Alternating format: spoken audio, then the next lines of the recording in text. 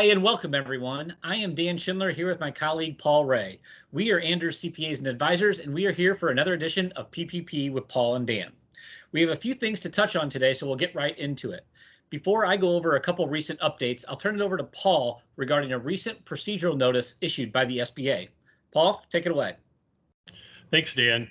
On October 2nd, the SBA published a procedural notice that was regarding a change of ownership in the event that the PPP loan is still outstanding at the time that you want to sell the business.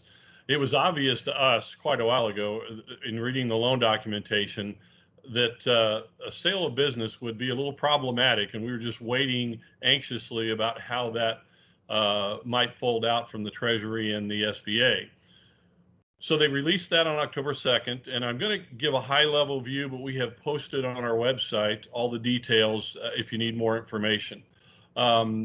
One of the things, they define change of ownership, and they really define it one of three ways: that at least 20% of the common stock ownership of a PPP borrower that includes a publicly traded entity or otherwise is transferred, whether it's one or more transactions. So that's going to include affiliates or an existing owner of the entity. The second test is that the PPP borrower sells or otherwise transfers at least 50% of his assets that are measured by a fair market value calculation, whether it's in one or multiple transactions.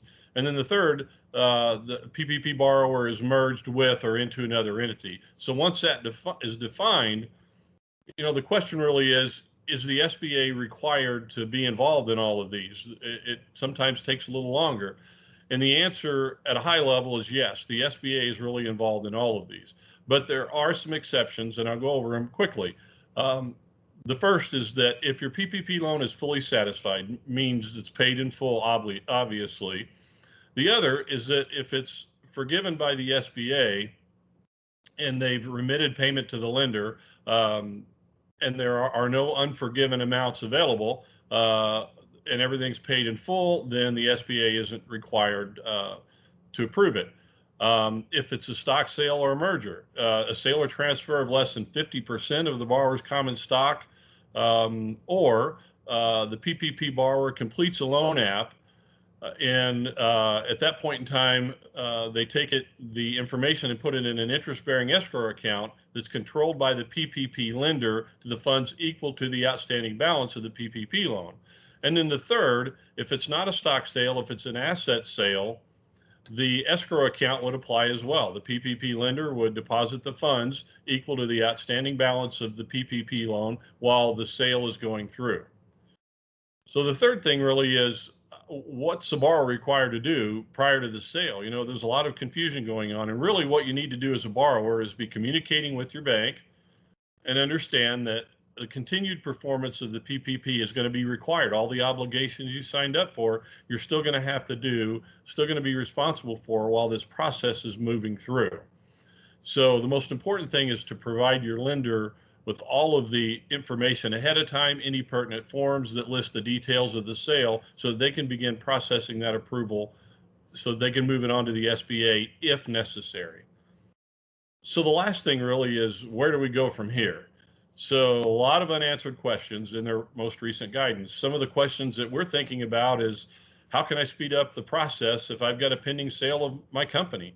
What happens if the bank has allowed the sale? It's already happened prior to the new guidance coming out.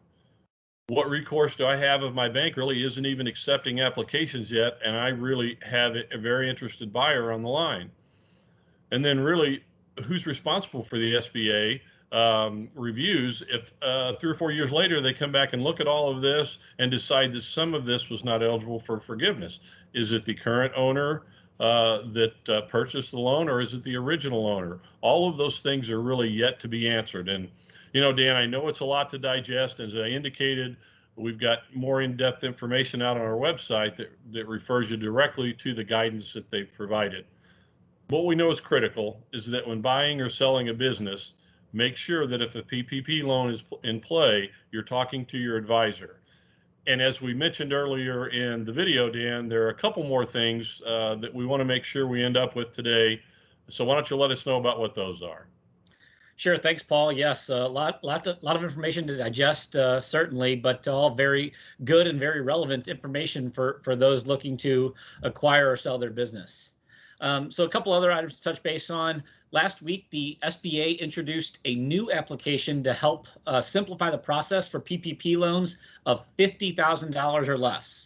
Although that helps many small businesses, it certainly fell short of the $150,000 or less threshold that many in Congress had been promising. It also should be noted that this simplified process should not be interpreted as automatic forgiveness. We've written a blog and included new application and instructions on our website for your convenience. However, you will still need to apply through your bank. With this simplified process, you'll still need to apply through your bank and provide appropriate documentation to support payroll and non-payroll costs. Now, that's the first item. The second item was the PPP Flexibility Act changed repayment terms when it was passed in June of 2020. At this time, many lenders are sending out notifications or amendments to your original note. However, the payment terms are as followed. The first payment due date is the earliest of one of three dates within 30 days of the date from the date that the SBA remits the borrower's forgiveness amount to the lender, or if the borrower does not apply for loan forgiveness, 10 months after the end of the borrower's covered period, or 16 months from the original note date. So there's a lot of notifications being sent out right now that are probably automatically generated that says a payment is coming due 6 months after the date of your original PPP loan date. That is not particularly true. The Flexibility Act changed repayment terms, and it is across the board, regardless of whether you amended your note.